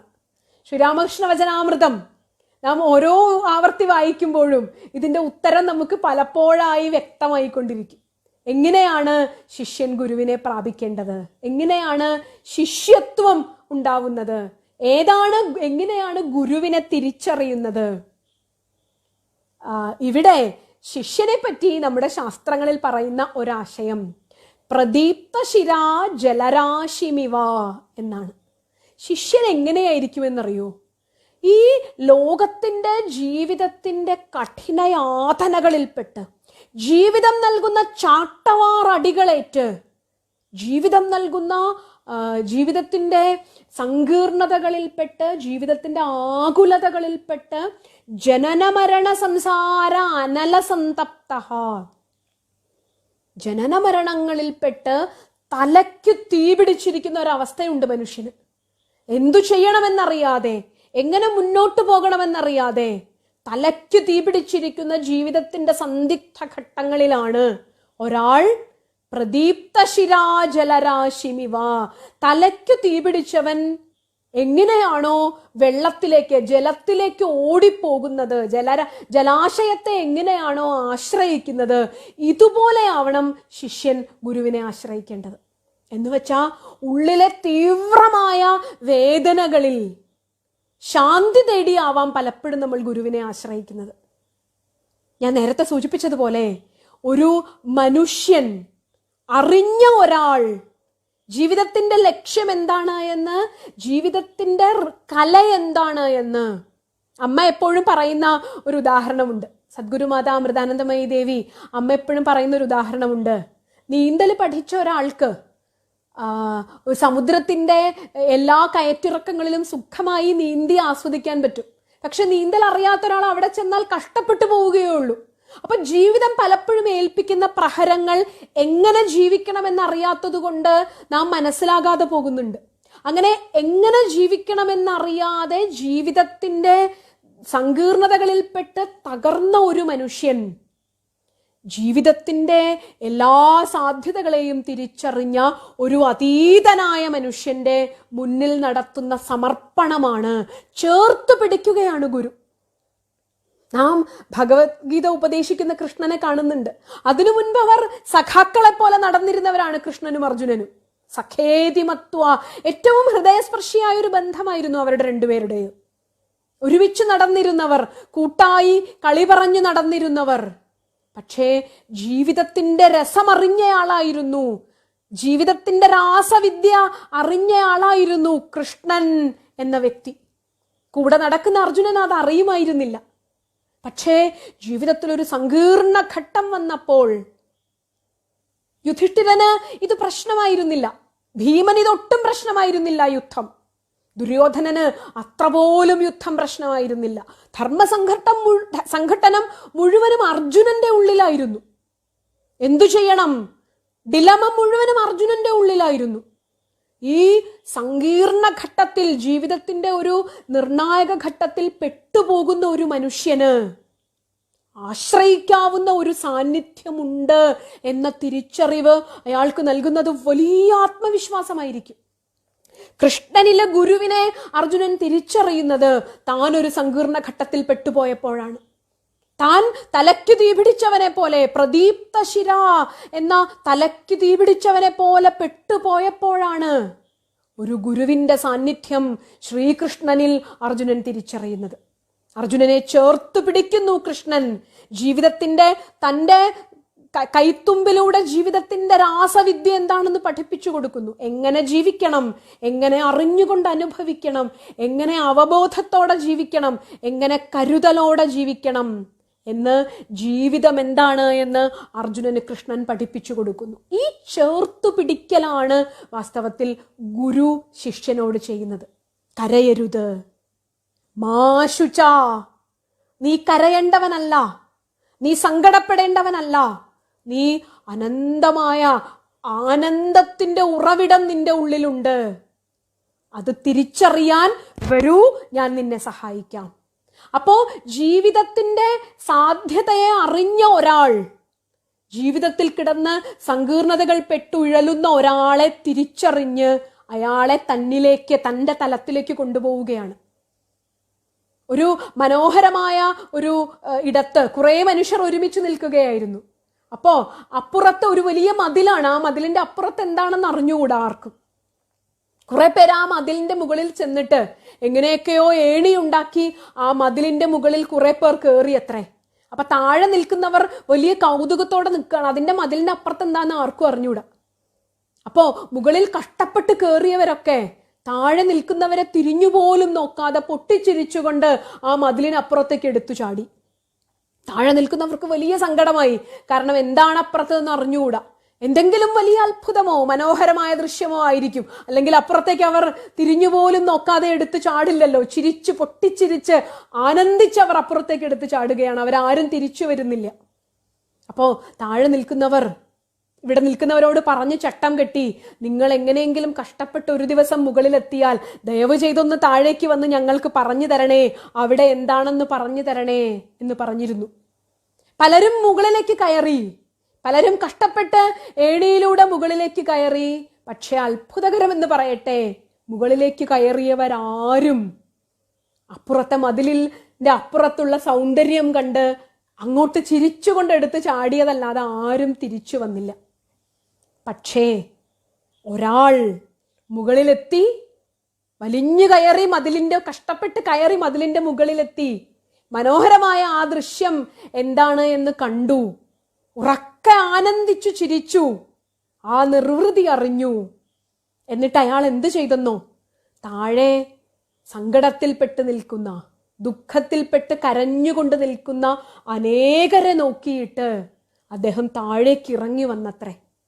എന്നിട്ട് ഓരോരുത്തരെയായി ദയാലും ഗുരും ബ്രഹ്മനിഷ്ഠം പ്രശാന്തം സമാരാധ്യ ഭക്ത്യാ വിചാര്യ സ്വരൂപം എന്ന് ആചാര്യസ്വാമികൾ സ്വരൂപാനുസന്ധാന അഷ്ടകത്തിൽ ഓർമ്മിക്കുന്നുണ്ട്. ദയാലുവാണ് ഗുരു. ഈ ദയയിലാണ് ശിഷ്യൻ ഹൃദയലയം സംഭവിക്കുന്നത്. ഈ ദയയിലാണ് മൗനത്തിന്റെ ഭാഷ നമുക്ക് മനസ്സിലാകുന്നത്. ഈ അപാര കാരുണ്യത്തിലാണ് മൗനത്തിന്റെ ഭാഷ ശിഷ്യൻ തിരിച്ചറിയുന്നത്. താഴേക്ക് ഇറങ്ങി വന്നെന്നും ഇവിടെ നിന്ന് ഓരോരുത്തരെയായി മുകളിലേക്ക് കൊണ്ടുപോയി ആ മതിലിനപ്പുറത്തെ മനോഹര ദൃശ്യം കാട്ടിക്കൊടുക്കുകയും ചെയ്തത്രേ. ഇതാണ് ഗുരു. ഈ അവസ്ഥയെയാണ് അർജുനനിലേക്ക് കൃഷ്ണൻ പകർന്നത്. ഈ ആത്മവിശ്വാസമാണ്. മാശുച, നീ കരയരുത് എന്ന ആത്മവിശ്വാസമാണ് അർജുനനിലേക്ക് കൃഷ്ണൻ പകർന്നത്. ഉദ്ധവനും കൃഷ്ണനും തമ്മിലുള്ള ആത്മബന്ധം നമുക്കറിയാം. ഞാൻ തന്നെയാണ് ഉദ്ധവ എന്ന് ഭഗവാൻ ഉറപ്പ് നൽകിയിരിക്കുന്നത് ഉദ്ധവനായിരുന്നു.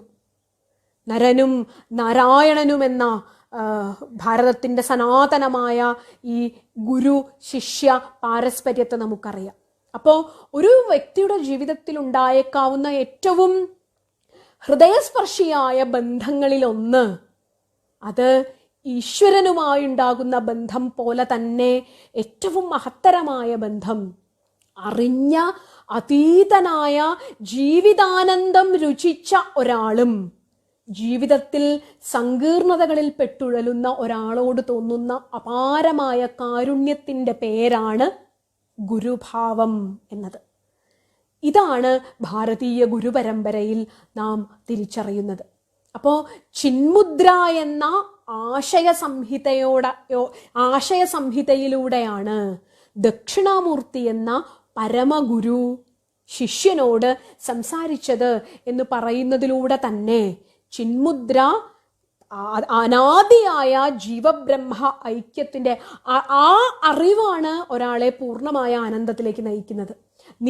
നിന്റെ കേവലമായ ഈ ദുഃഖ ദുരിതങ്ങൾക്കപ്പുറത്തുള്ള ആനന്ദ സാധ്യത നിന്റെ ഉള്ളിലുണ്ട് എന്ന തിരിച്ചറിവാണ് ശിഷ്യനെ ആ പക്വതയിലേക്ക് നയിക്കുന്നത്.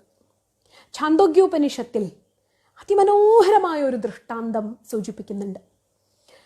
ഒരു മനുഷ്യൻ, ഗാന്ധാരദേശത്തുള്ള ഒരു മനുഷ്യൻ, പണ്ട് ഭാരതത്തിന്റെ ഭാഗമായിരുന്ന നമ്മുടെ ഗാന്ധാരിയുടെയൊക്കെ നാട്, ഗാന്ധാരദേശത്തുണ്ടായിരുന്ന, ഗാന്ധാരിയുടെ നാട് എന്ന് പറയുമ്പോൾ തന്നെ ശകുനിയുടെയും നാട്, ഗാന്ധാരദേശത്ത് ജീവിച്ചിരുന്ന ഒരു മനുഷ്യൻ തൻ്റെ വീടിന്റെ സ്വച്ഛതയിൽ, തൻ്റെ വീടിന്റെ ശാന്തതയിൽ ഒരു ദിവസം സുഖമായി കിടന്നുറങ്ങുകയായിരുന്നു. ഉപനിഷത്തുകൾ നമ്മളോട് പലപ്പോഴും സംസാരിക്കുന്നത് വലിയ ആശയങ്ങളെ ചെറിയ കഥകളിലൂടെയാണ്. ഏറ്റവും ലളിതമായി പറയുന്നതാണ് ഏറ്റവും ഉദാത്തമായ വാഗ്മിത്വത്തിന്റെ ലക്ഷണം എന്ന് നമുക്കറിയാം. വലിയ വാക്കുകളിൽ, വലിയ ഭാഷയുടെ വലിയ വലിയ വാക്യങ്ങളിൽ പറയുന്നതിനേക്കാൾ ചെറിയ വാക്കിൽ കഥകളിലൂടെ ലളിതമായി, നമ്മൾ മഹാത്മാക്കളുടെ ഒക്കെ നോക്കൂ, ശ്രീരാമകൃഷ്ണദേവൻ സംസാരിച്ചത്, അമ്മ സംസാരിക്കുന്നത് ഒക്കെ ലളിതമായ കഥകളിലൂടെയാണ്. അപ്പോൾ ഉപനിഷത്ത് സംസാരിക്കുന്നതും പലപ്പോഴും വലിയ ആശയങ്ങളെ ചെറിയ കഥകളിലൂടെയാണ്. ഗാന്ധാരദേശത്ത് തൻ്റെ വീടിൻ്റെ സ്വച്ഛതയിൽ കിടന്നുറങ്ങിയിരുന്ന ഒരു മനുഷ്യനെ ഒരു ദിവസം രാത്രിയിൽ കുറെ തസ്കരന്മാർ, കുറെ കള്ളന്മാർ ചേർന്ന് അയാൾ കിടന്നിരുന്ന കട്ടിലോട് കൂടിയിട്ട് ആ കട്ടിലിൽ തന്നെ അയാളെ ബന്ധിച്ചിട്ട് ആ കട്ടിലോടുകൂടി അയാളെ എടുത്തുകൊണ്ടുപോയി. അയാൾ സാമാന്യം ധനാഢ്യനായിരുന്നു. അന്ന് പുരുഷന്മാരൊക്കെ ആഭരണം ധരിക്കുന്നവരായതുകൊണ്ട് അയാൾ കാതിലും കഴുത്തിലുമൊക്കെ ആഭരണങ്ങളൊക്കെ ധരിച്ചാണ് കിടന്നുറങ്ങിയിട്ടുണ്ടാവുക. എന്തായാലും കള്ളന്മാർ അയാളെ കട്ടിലോടെ എടുത്തുകൊണ്ടുപോയി.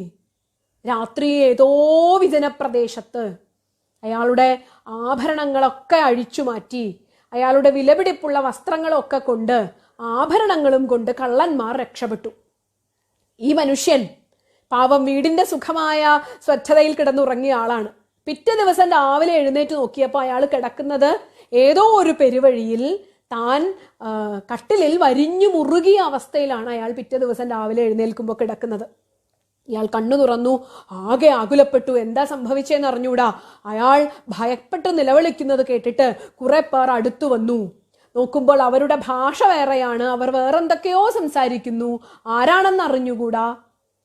ഈ മനുഷ്യൻ പറഞ്ഞു, ഞാൻ ഗാന്ധാരദേശത്തു നിന്ന് വരുന്ന ആളാണ്, എന്നെ എങ്ങനെയെങ്കിലും എൻ്റെ നാട്ടിൽ പോകാൻ എന്നെ സഹായിക്കൂ എന്ന് പറഞ്ഞു. ആരൊക്കെയോ വന്നിട്ട് ഈ മനുഷ്യനെ എടുത്തുകൊണ്ടുപോയ കള്ളന്മാർ താൻ ആളുകളെ മനസ്സിലാവാതിരിക്കാൻ വേണ്ടിയിട്ട് ഇയാളുടെ കണ്ണ് കെട്ടിയിരുന്നു അത്രേ. ഏതോ ചില ആൾക്കാർ വന്നിട്ട് ഈ മനുഷ്യന്റെ കണ്ണിലെ കെട്ടഴിച്ചു കൊടുത്തു. ആരൊക്കെയോ വന്ന് ഇയാളുടെ കയ്യിലെയും കാലിലെയും കെട്ടുകൾ അഴിച്ചു കൊടുത്തു, ഇയാളെ സ്വതന്ത്രനാക്കി. എന്നിട്ട് പറഞ്ഞു കൊടുത്തത്രേ, ഗാന്ധാരദേശം എവിടെയാണെന്ന് ഞങ്ങൾക്ക് അറിഞ്ഞുകൂടാ, ആ വഴി പോയി നോക്കൂ, അത് ഗാന്ധാരദേശത്തിലേക്കുള്ള വഴിയാകാം. ഈ ഗാന്ധാരദേശക്കാരനായ മനുഷ്യൻ ഗ്രാമാത് ഗ്രാമാന്തരം പൃച്ഛൻ, ഓരോ ഗ്രാമത്തിലൂടെയും അടുത്ത ഗ്രാമത്തിലേക്ക് എവിടെയാണ് ഗാന്ധാരദേശം ഒരാൾ ചൂണ്ടിക്കാണിച്ചു കൊടുക്കും. ഇതാണ് ഗാന്ധാരദേശത്തിലേക്കുള്ള വഴി, ഇതാണ് ഗാന്ധാരദേശത്തിലേക്കുള്ള വഴി. ഇങ്ങനെ ഓരോരുത്തരും ചൂണ്ടിക്കാണിക്കുന്ന വഴിയിലൂടെ അയാൾ ചോദിച്ച് അന്വേഷിച്ച് സ്വധാമം തിരിച്ചറിയുന്നത് പോലെ, തൻ്റെ ദേശം, തൻ്റെ ഗ്രാമം തിരിച്ചറിഞ്ഞ് എത്തുന്നത് പോലെ ഒരു ദൃഷ്ടാന്തം അവതരിപ്പിച്ചുകൊണ്ട് ആചാര്യസ്വാമികൾ ഇതിൻ്റെ ഭാഷ്യത്തിൽ വളരെ വ്യക്തമായി ഈ ആശയത്തെ വിപുലീകരിക്കുന്നുണ്ട്. ആചാര്യസ്വാമികൾ പറയുന്നത്, കാമവും ക്രോധവും ലോഭവും മോഹവും മതവും മാത്സര്യവുമായ തസ്കരന്മാരാൽ അപഹരിച്ചു കൊണ്ടുപോകപ്പെട്ട മനുഷ്യൻ. ഈ അപഹരിച്ചു കൊണ്ടുപോയ തസ്കരന്മാർ വെറുതെ ആരുമല്ല, കാമമാണ് നമ്മളെ കൊണ്ടുപോയത്, ക്രോധമാണ് കൊണ്ടുപോയത്, ലോഭമാണ് കൊണ്ടുപോയത്, മതമാണ് കൊണ്ടുപോയത്, മാത്സര്യമാണ് കൊണ്ടുപോയത്. അവരൊക്കെ എന്ത് ചെയ്തു? നമ്മളിൽ നിന്നും ആവശ്യമുള്ളതൊക്കെ എടുത്തിട്ട്, എൻ്റെ സ്വത്വത്തെ ഊറ്റിക്കുടിച്ചിട്ട്, എൻ്റെ അറിവിനോടുള്ള ജിജ്ഞാസയെ ഊറ്റിക്കുടിച്ചിട്ട്, കാമവും ക്രോധവും എന്നെ ഏതോ ഒരു നാൽക്കൂട്ട പെരുവഴിയിൽ കണ്ണും കെട്ടി കയ്യും കാലും കെട്ടി ബന്ധനസ്ഥനാക്കി, കാമത്തിൻ്റെയും ക്രോധത്തിൻ്റെയും ലോഭത്തിൻ്റെയും മോഹത്തിൻ്റെയും ബന്ധനത്തിൽ പെടുത്തിയിട്ട് ഏതോ കാട്ടിൽ ഉപേക്ഷിച്ച് കടന്നുപോയി. ഇപ്പൊ ഞാൻ എങ്ങനെയാണ്? എൻ്റെ സ്വന്തം വീട്ടിൽ നിന്നും എന്നെ ആരൊക്കെയോ എടുത്തുകൊണ്ട് പോവുകയും ചെയ്തു. ഞാൻ എൻ്റെ ലക്ഷ്യത്തിലും എത്തിയിട്ടില്ല, വഴിയിൽ എവിടെയോ കിടക്കുന്നു. ഞാൻ നിലവിളിക്കുകയാണ്, ഈശ്വരാ, ഞാൻ ജീവിതത്തിൽ ഇതുവരെ അറിഞ്ഞില്ലല്ലോ, ഞാൻ ജീവിതത്തിൽ ഇതുവരെ എൻ്റെ ലക്ഷ്യത്തെക്കുറിച്ച് അറിഞ്ഞില്ലല്ലോ, ഇതുവരെ ഞാൻ ജീവിച്ചില്ലല്ലോ ഭഗവാനെ. നൂറ്റാണ്ടിൽ പാതിയോളം പകലിരവും അഹങ്കാര ചർക്കയ്ക്കുമീതേ നൂറ്റേൻ, ഞാൻ പാപനൂലിൻ കഴികളത് കൃപാലോല ഞാൻ നെയ്തെടുത്തു. ഭഗവാനെ, ഈ ജീവിതം മുഴുവനും സ്വാർത്ഥതയ്ക്ക് വേണ്ടി, അവനവൻ്റെ ഇഷ്ടത്തിനു വേണ്ടി മാത്രം ജീവിച്ച് ഞാൻ ഒരു നിമിഷം പോലും എന്നിലേക്ക് തിരിഞ്ഞില്ലല്ലോ എന്ന് ഈ നാൽക്കൂട്ട പെരുവഴിയിൽ നിന്ന് കണ്ണുകെട്ടപ്പെട്ടവനായി, കാമത്താൽ കണ്ണുകെട്ടപ്പെട്ടവനായി നിലവിളിക്കുന്ന ഒരാളുടെ സർവകാല പ്രസക്തമായ മനുഷ്യാനുഭവത്തിന്റെ ദൃഷ്ടാന്തത്തെ അവതരിപ്പിച്ചുകൊണ്ട് ഉപനിഷത്ത് നമ്മളോട് പറയുന്നു, ഈ അവസ്ഥയിലാണ് ഒരാൾ ഗുരുവിനെ അന്വേഷിക്കുന്നത്. ദയാലുവായ ഒരു ഗുരു അയാളെ ചേർത്തു പിടിച്ച് കണ്ണിന്റെ കെട്ടഴിക്കുന്നു, കാമത്തിന്റെ കെട്ടഴിക്കുന്നു, ക്രോധത്തിന്റെ കെട്ടഴിക്കുന്നു. എന്നിട്ട് പറയുന്നു, ഈ വഴി പോയി നോക്കൂ, നിനക്ക് നിന്റെ ലക്ഷ്യത്തിലെത്താം. ഗുരു ഒരിക്കലും ലക്ഷ്യത്തിൽ കൊണ്ടെത്തിക്കുകയല്ല ചെയ്യുന്നത്, മറിച്ച് ലക്ഷ്യത്തിലേക്ക് നമ്മൾ തന്നെ സഞ്ചരിക്കണം. അതുകൊണ്ട് തന്നെ ആത്യന്തികമായി ഗുരു അവനവന്റെ ഉള്ളിലിരുന്നു കൊണ്ടാണ് സംസാരിച്ചു കൊണ്ടിരിക്കുന്നത്. ബാഹ്യമായ സാന്നിധ്യം മാത്രമാകണമെന്നില്ല ഗുരു എന്നത്. എന്തായാലും വഴി കാട്ടിക്കൊടുക്കുന്നവനാണ് ഗുരു. ഈ വഴിയെ സഞ്ചരിക്കേണ്ടത് അവനവൻ തന്നെയാണ്. അങ്ങനെ ഗാന്ധാര പുരുഷൻ ഓരോരുത്തരോടായി ചോദിച്ച് തൻ്റെ ലക്ഷ്യത്തിലെത്തുന്ന ദൃഷ്ടാന്തം പറഞ്ഞിട്ട് ഉപനിഷത്ത് നമ്മളോട് പറയുന്നു, ആചാര്യവാൻ പുരുഷോ വേദ. ആചാര്യവാനായ പുരുഷനാണ് അറിയുന്നത്. ഈ ചേർത്തു പിടിക്കുന്ന ഗുരു സാന്നിധ്യം അനുഭവിക്കുന്ന വ്യക്തിക്ക് തൻ്റെ ലക്ഷ്യത്തിലേക്കുള്ള മാർഗം സുഗമമായിരിക്കും. കാരണം അറിഞ്ഞവനാണ്. മാപ്പ് നോക്കി എനിക്കൊന്ന് അമേരിക്കയിൽ പോകണം, ഞാൻ മാപ്പ് നോക്കി പോവാ, എളുപ്പമാണ്. മാപ്പുണ്ട്, എല്ലാം ഉണ്ട്, എനിക്ക് അവിടുത്തെ എല്ലാ കാര്യങ്ങളും അറിയാം. ഇന്ന് ഗൂഗിൾ മാപ്പൊക്കെ ഉള്ള കാലമാണ്. എന്തായാലും മാപ്പ് നോക്കി ഒരു വിദേശ രാജ്യത്ത് പോകുന്ന അതിലും എളുപ്പം അവിടുത്തെ ഓരോന്നും അറിയുന്ന ഒരാളുടെ കൂടെ പോയാൽ, അവിടുത്തുകാരനായ ഒരാളുടെ കൂടെ പോയാൽ, അവിടെ എല്ലാ ആവശ്യങ്ങളും അറിയുന്ന ഒരാളുടെ കൂടെ പോയാൽ പെട്ടെന്നുണ്ടാകുന്ന എല്ലാ പ്രശ്നങ്ങളെയും പരിഹരിക്കാൻ അയാളുടെ സഹായം മതിയാകും. അതുപോലെയാണ് തന്നെ ഗ്രന്ഥജ്ഞാനം ഉണ്ടാകുന്നതും ഒരു സ്നേഹ സാന്നിധ്യമായ ഗുരു സാന്നിധ്യത്തിലെ ഒരു ആത്മനിർവൃതിയിൽ ജ്ഞാനമുണ്ടാകുന്നത്. ഗാന്ധാര പുരുഷ ദൃഷ്ടാന്തം എന്ന ഛാന്ദോഗ്യോപനിഷത്തിലെ ഈ ആശയം നമ്മളോട് സംസാരിക്കുന്നത് ഹൃദയത്തിൽ സംഭവിക്കുന്ന ഈ തുറവിയെയാണ്. ഈ ഹൃദയത്തിൽ സംഭവിക്കുന്ന ഈ കെട്ടുകളുടെ വിടുതലിനെയാണ് വാസ്തവത്തിൽ ഗുരു സാന്നിധ്യം എന്ന് പറയുന്നത്. ഗുരുക്കന്മാർ ജീവിതത്തിൽ സംഭവിക്കുന്നത് നാം നമ്മുടെ നിരന്തരമായ ശ്രമത്തിൻ്റെ ഭാഗമായി എത്ര കാലം അന്വേഷിച്ചു നടന്നു. തന്നെ അറിയുന്ന ഒരു ഗുരുവിനെ എത്ര കാലം അന്വേഷിച്ചു നടന്നു നരേന്ദ്രൻ. എവിടെയൊക്കെ അന്വേഷിച്ചു നരേന്ദ്രൻ. ഈശ്വരനെ കണ്ടിട്ടുണ്ടോ എന്ന് എവിടെയൊക്കെ അന്വേഷിച്ചു നരേന്ദ്രൻ. ഒരു ശ്രീരാമകൃഷ്ണന്റെ മുന്നിൽ, ഒരു അത്ഭുതകരമായ സാന്നിധ്യത്തിനു മുന്നിൽ നരേന്ദ്രൻ തന്നെ മറക്കുന്ന അനുഭവമുണ്ടായ ഒരു ഗുരു സാന്നിധ്യത്തിന്റെ മുന്നിലാണ് നരേന്ദ്രൻ തൻ്റെ ആത്മസമർപ്പണം നടത്തിയത്. അവിടെ നിന്നാണ് വിശ്വവിജയിയായ, തൻ്റെ സാധ്യതകളെ മുഴുവനും പ്രകടിപ്പിക്കാൻ കഴിവുള്ള വിവേകാനന്ദനിലേക്ക് നരേന്ദ്രന് പരിണമിക്കാൻ സാധിച്ചത്. ഭാരതത്തിൻ്റെ സംസ്കാരത്തിൽ ഗുരു എന്നത് തന്നിലെ അപാരമായ സാധ്യതയെ തിരിച്ചറിയിപ്പിക്കുന്ന ഒരു നിമിഷത്തിൽ സംഭവിക്കുന്നതാണ്. അതൊരാശയമാകാം, അതൊരു ചിന്തയാകാം, അത് ചേർത്തു പിടിക്കുന്ന ഒരു സാന്നിധ്യമാകാം. ഭാരത സംസ്കാരം നമ്മളോട് പറഞ്ഞു തന്നത് ധർമ്മവ്യാധൻ നമുക്ക് ഗുരുസങ്കല്പമായിരുന്നു. വർഷങ്ങൾ ഒരു ബ്രഹ്മചാരിയായി വേദാന്ത ദർശന ശാസ്ത്രങ്ങൾ മുഴുവൻ പഠിച്ച ഒരു ബ്രഹ്മചാരിയെ ആ ഗുരു ശാസ്ത്രത്തിന്റെ ഹയർ സ്റ്റഡീസ് എന്നൊക്കെ പറഞ്ഞതുപോലെ പ്രാക്ടിക്കൽ നോളജ് ഉണ്ടാകാനായി പറഞ്ഞു വിട്ടത്. വർഷങ്ങൾ വേദാന്തം പഠിച്ചു, ദർശനങ്ങൾ പഠിച്ചു, എവിടെ നിന്നും ഉപനിഷത്തുകൾ മുഴുവൻ പഠിക്കാനുള്ള പാകത നേടിയ ഒരു ബ്രഹ്മചാരിയെ ഇനി നീ ജീവിതത്തിന്റെ ദർശനം എന്താണ് എന്ന് പഠിക്കൂ എന്ന് പറഞ്ഞ് ഗുരു ഹയർ സ്റ്റഡീസ് എന്നൊക്കെ പറയുന്നത് പോലെ ഉപരിപഠനത്തിനു വേണ്ടി അയച്ചത് ഒരു ഗൃഹസ്ഥയായ വീട്ടമ്മയുടെ മുന്നിലേക്കായിരുന്നു. ഈ കഥ മഹാഭാരതത്തിലെ പ്രസിദ്ധമായ വ്യാധഗീതയ്ക്ക് കാരണമായ കഥയാണ്. ഒരു വീട്ടമ്മയിൽ നിന്നാണ് ജീവിതം എന്താണ്, ധർമ്മബോധം എന്താണ് എന്ന് പഠിച്ചത്. അവിടെ നിന്നും ആ ബ്രഹ്മചാരിയെ പറഞ്ഞു വിട്ടത് കാശിയിലെ വാരാണസിയിലെ വീഥികളിൽ തൻ്റെ തൊഴിലായ ജീവജാലങ്ങളെ ഇറച്ചിവിട്ട് ജോലി ചെയ്യുന്ന വ്യാധന്റെ അടുത്തേക്കാണ് അടുത്തതായി ഈ ബ്രഹ്മചാരിയെ പറഞ്ഞു വിട്ടത്. വ്യാധനിൽ നിന്നും ജീവിത ദർശനം എന്താണ് എന്ന് പഠിക്കുകയായിരുന്നു ഈ ബ്രഹ്മചാരി. പറഞ്ഞു വരുന്നത് ഭാരതത്തിന്റെ സംസ്കാരത്തിൽ ഭാര്യയും ഭർത്താവും യാജ്ഞവൽക്യനും ഗാർഗിയും തമ്മിലുള്ള സംവാദമാണ് ഗുരു ശിഷ്യ സംവാദമാണ് ഭാരതത്തിന്റെ ഉപനിഷത്തുകളിലെ ഏറ്റവും മഹത്തരമായ ദാർശനിക സംവാദം. ഭാര്യയും ഭർത്താവും ഗുരു ശിഷ്യന്മാരായ സന്ദർഭങ്ങളുണ്ട്.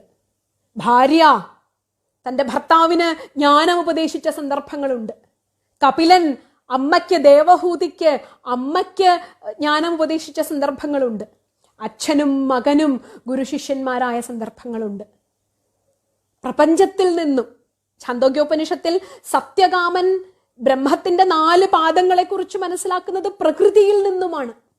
ശ്രീമദ് ഭാഗവതത്തിലെ 24 ഗുരുക്കന്മാർ പ്രകൃതിയാണ് ഗുരുവായി വരുന്നത്. അപ്പോൾ അറിയുവാനുള്ള ജിജ്ഞാസയുള്ള ഒരാളുടെ മുന്നിൽ ജീവിതത്തിന്റെ ദുഃഖവും ദുരന്തവും സങ്കടങ്ങളും കൊണ്ട് ജീവിതത്തിൽ എന്തു ചെയ്യണമെന്നറിയാതെ പകച്ചു നിൽക്കുന്ന ഒരാളുടെ മുന്നിൽ സംഭവിക്കുന്നതാണ് ഗുരു എന്ന ഭാവം. അയാളുടെ മുന്നിൽ അനിവാര്യമായി വന്നു ചേരുന്ന സ്നേഹമാണ്, അൻപാണ്, കരുണയാണ് ഗുരു എന്ന ഭാവം. ഈ ഗുരു സാന്നിധ്യത്തിന്റെ അമൃതവർഷത്തിൽ അലിഞ്ഞവർക്ക്, ഗുരു എന്ന മഹിമയെ തിരിച്ചറിയാനായവർക്ക് ഗുരു എപ്പോഴും കാട്ടിക്കൊടുക്കുന്നത്, എനിക്ക് ഓർമ്മയുണ്ട്, അമ്മ പറയുമായിരുന്നു, ഈ 6 അടി ശരീരത്തിനുള്ളിലുള്ള, ഈ 5.5 അടി ശരീരത്തിനുള്ളിലിരിക്കുന്ന എന്നെ അറിയാൻ ശ്രമിച്ചാൽ നിങ്ങൾക്ക് എന്നും ദുഃഖമേ ഉണ്ടാവൂ. ഈ ശരീരത്തിനുള്ളിലിരിക്കുന്ന ഗുരുവിനോട് ഒട്ടിച്ചേരാൻ ശ്രമിച്ചാൽ, ഈ ഗുരുവിനോട് എന്നും അടുത്തു നിൽക്കാൻ ശ്രമിച്ചാൽ നിങ്ങൾക്ക് ദുഃഖമേ ഉണ്ടാവൂ. ഈ ശരീരത്തിന്റെ പരിമിതിയുണ്ട്. അതുകൊണ്ട് ഈ 5 അടി ശരീരത്തിനുള്ളിലിരിക്കുന്ന എന്നെ നിങ്ങൾ അറിയാൻ ശ്രമിക്കണ്ട. നിങ്ങൾ ആരാണെന്നറിയൂ. അപ്പോൾ നിങ്ങൾക്ക് മനസ്സിലാകും ഞാൻ എന്ന ഗുരുതത്വം എവിടെയാണ് എന്ന് നിങ്ങൾക്കറിയാൻ സാധിക്കും എന്ന്. ഞാൻ അറിഞ്ഞ ഗുരു സാന്നിധ്യങ്ങൾ എനിക്ക് പകർന്നു തന്നത്, ഞാൻ എപ്പോഴും ആലോചിക്കാറുണ്ട്, ഈ ഗുരു സാന്നിധ്യങ്ങളുടെ ഒരു നിറവിലാണ് എനിക്ക് ജീവിക്കാൻ സാധിച്ചത്. ജീവിതത്തിലെ വിശ്വദർശനം ഉൾക്കൊണ്ട ഒരു മഹാത്മാവിന്റെ വലിയൊരു വാത്സല്യത്തണലിൽ എനിക്ക് ഏറെക്കാലം ഇടപഴകാൻ സാധിച്ചിട്ടുണ്ട്.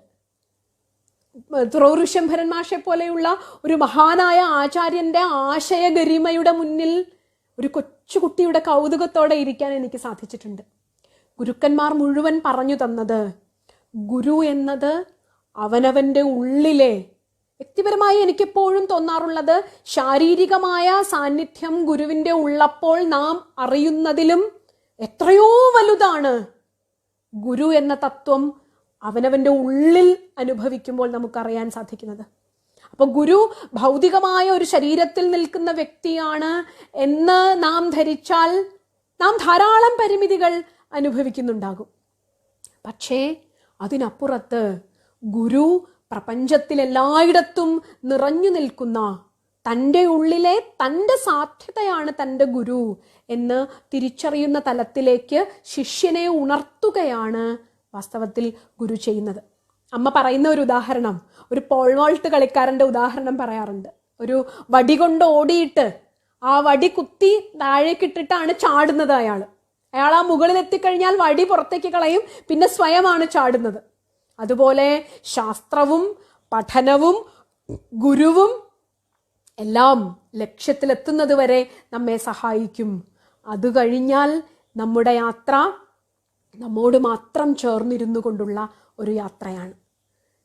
ഗുരുപരമ്പരയെ സ്മരിക്കുന്ന ഈ ദിവസത്തിൽ, ഋഷി ഋണം തീർക്കുന്നതിനായി ഋഷി പരമ്പരയുടെ ആശയങ്ങളെ മനനം ചെയ്യുന്ന ഈ ദിവസത്തിൽ ഇത്രയുമൊക്കെ ചിന്തിക്കാനായത്, ലോകത്തിന്റെ നാനാഭാഗങ്ങളിലിരിക്കുന്ന ജിജ്ഞാസുക്കളോടൊപ്പം ഈ ആശയങ്ങൾ ചിന്തിക്കാനായത് ഏറ്റവും വലിയ ഭാഗ്യമായി കണക്കാക്കുന്നു.